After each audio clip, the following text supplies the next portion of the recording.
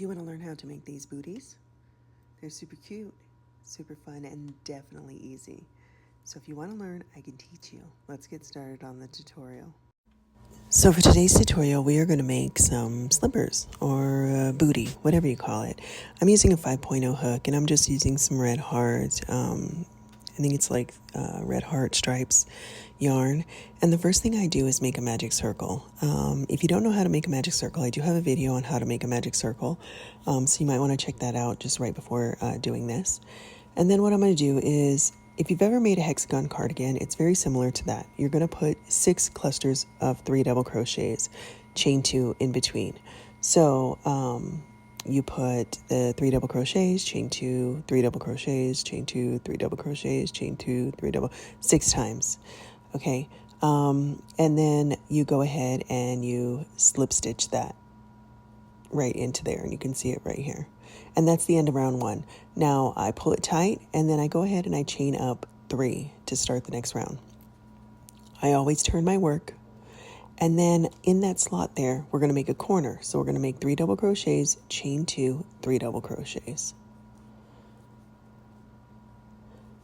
And we're going to do that all the way around in this round. So each one of the spots is going to be 3 double crochets, chain 2, 3 double crochets. I sped it up in this because it's just very repetitive. So we'll do this all the way until we get to the end of this round. And then at the end of this round, I will slip stitch it. And then I'm going to chain up 3. And then start all over again on the next round. So I'll slip stitch it right here. And then I'm going to chain up 3, turn my work. And then I'm going to put 3 double crochets into that one space. That is not a corner. It is the center of that space. So you only put 3 double crochets, and the chain 3 counts as a double crochet, so 2.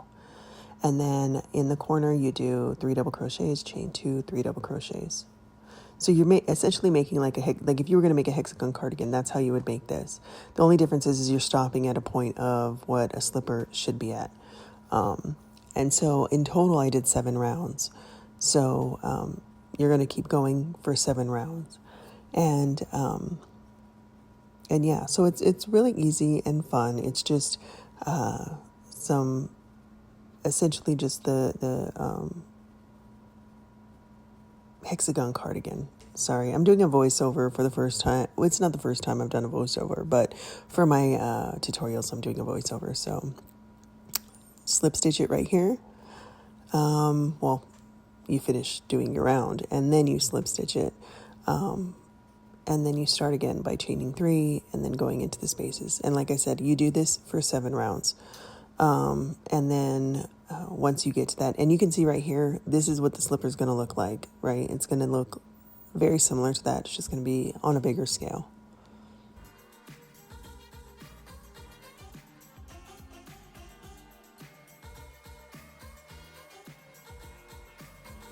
So I'm just speeding it up here because, again, I'm doing the same exact thing.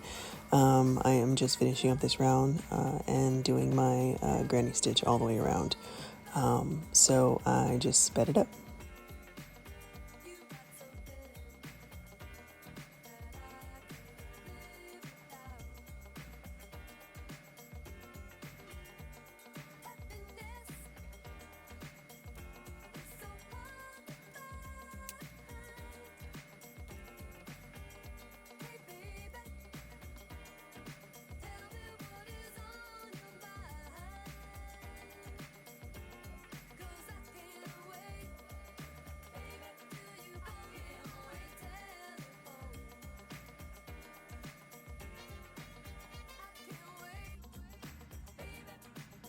Okay, so we did the 7 rounds, and now that the 7 rounds is done, I'm going to go ahead and cut off the yarn. And I cut off just enough so that way when I go back around, I can go in and sew it in. Now what we're going to do is we are going to connect these ends. So I put a slip or a stitch marker right in the corner so that way it keeps it steady. and I'm going to get my tapestry needle and I'm going to sew. Now you can go through and do a single crochet and connect it that way. Problem is that people are going to be wearing these, and so you'll feel the single crochet or the slip stitch all the way across. And so I chose to sew it, and so I just do the basic sew stitch and go all the way through to connect it, so that way it's seamless and there is no feeling at the bottom that there's something on your foot. And I find that when you do a single crochet, that happens a lot. You can feel the single crochet, even a slip stitch, you can feel the extra yarn. And so this right here allows you to not feel that.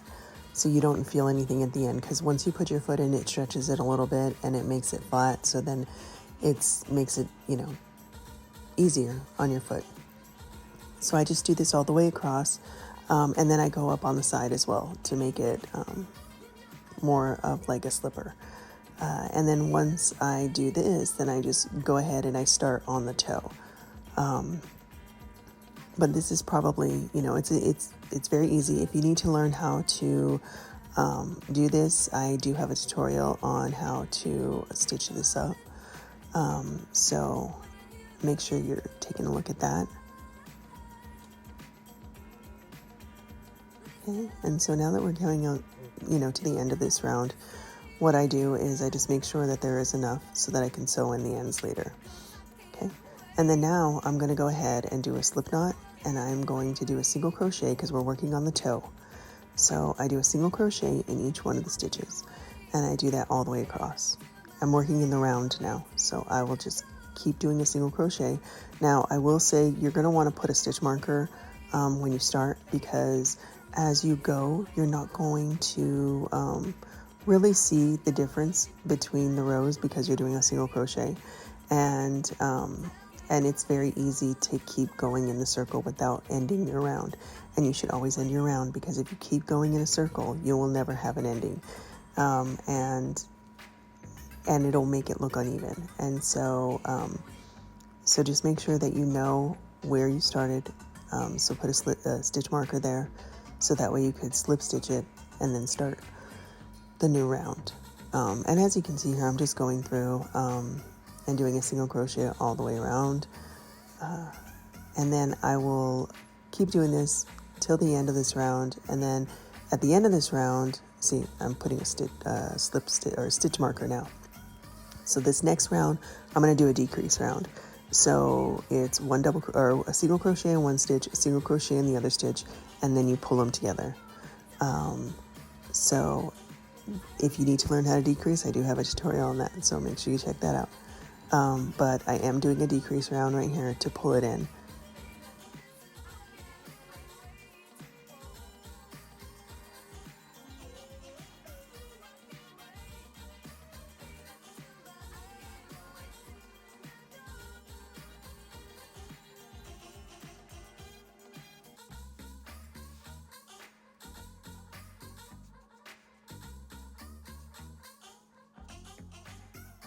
So now I'm coming up on the end of this round, and what I like to do is go through and do another single crochet in each one of those stitches across after I've done the decrease round.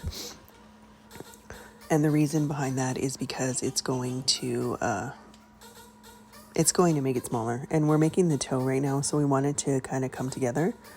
And so I am going through and just doing the single crochet in each one of the stitches. And then when it starts to close in, what I'm going to do is I'm just going to sew it in. So you'll see that happen soon.